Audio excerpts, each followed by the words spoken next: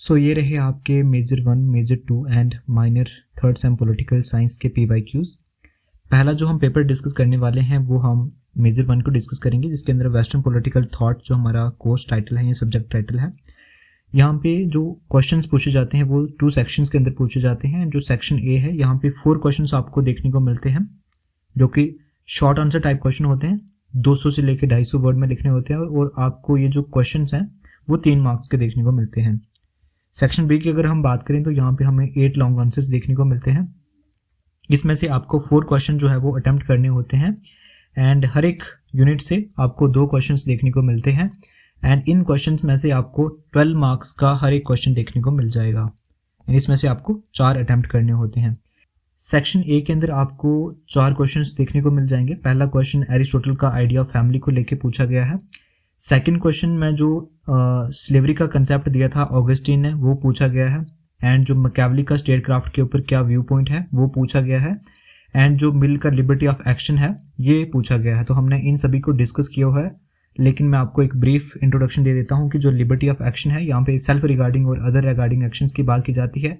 Machiavelli का जो state craft है, यहाँ पे जो बुक लिखी गई थी द प्रिंस, जहाँ पे एक प्रिंस को सजेशन दी गई थी मैकियावेली के द्वारा कि जो प्रिंस है वो कैसा होना चाहिए। और वैसे ही ऑगस्टीन का एक कंसेप्ट है स्लेवरी को लेके, इसको भी हमने डिस्कस किया हुआ है।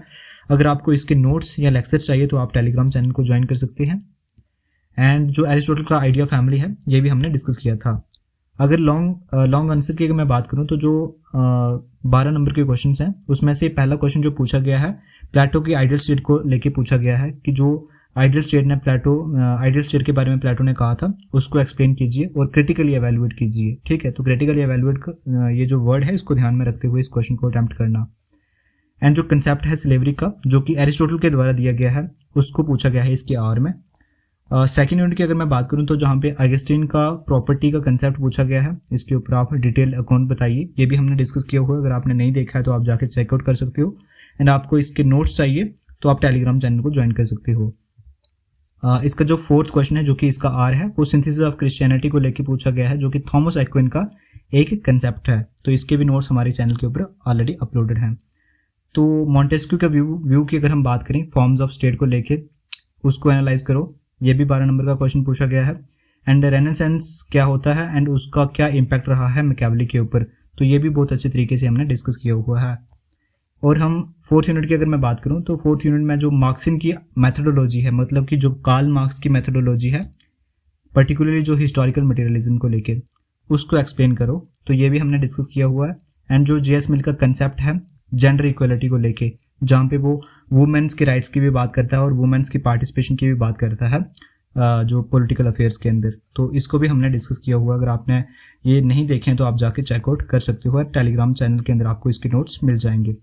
अब हम मेजर 2 की बात करते हैं जो कि हमारा सेकंड सब्जेक्ट रहने वाला है। इसका कोर्स टाइटल की अगर मैं बात करूं तो अंडरस्टैंडिंग पॉलिटिकल इंडियन डेमोक्रेसीज का कोर्स टाइटल है। तो इसके अंदर भी सेम पैटर्न रहने वाला है। सेक्शन ए के अंदर आपको 4 क्वेश्चन देखने को मिलेंगे और वो 250 वर्ड में आपको लिखने होंगे मैक्सिमम। सेक्शन बी के अंदर 8 क्वेश्चंस आपको देखने को मिलेंगे एंड उसमें से आपको 4 अटेम्प्ट करने हैं और चार जो क्वेश्चंस होंगे उसमें से आपकी वर्ड लिमिट की अगर मैं बात करूं तो 650 से लेकर 750 के बीच में रखी गई है। एंड वो जो क्वेश्चंस होंगे वो 12 नंबर के क्वेश्चंस आपको देखने को मिलेंगे।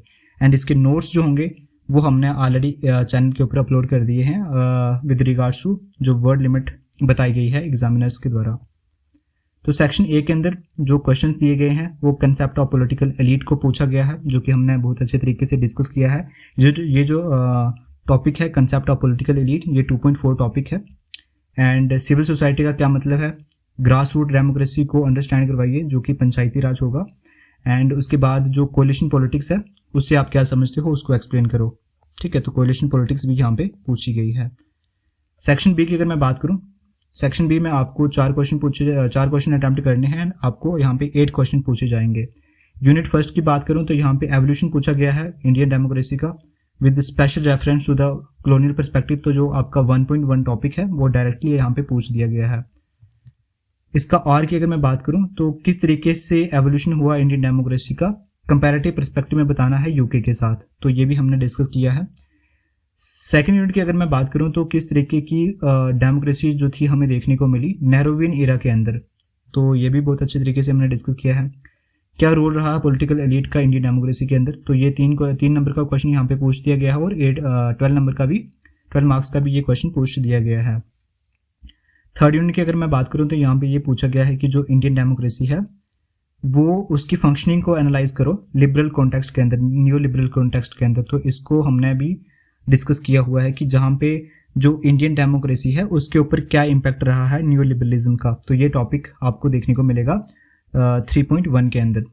एंड ये जो कोalition पॉलिटिक्स है उसकी क्या सिग्निफिकेंस है इंडियन डेमोक्रेसी के अंदर, तो ये क्वेश्चन जो है वो इसका आर पूछा गया है थर्ड यूनिट से।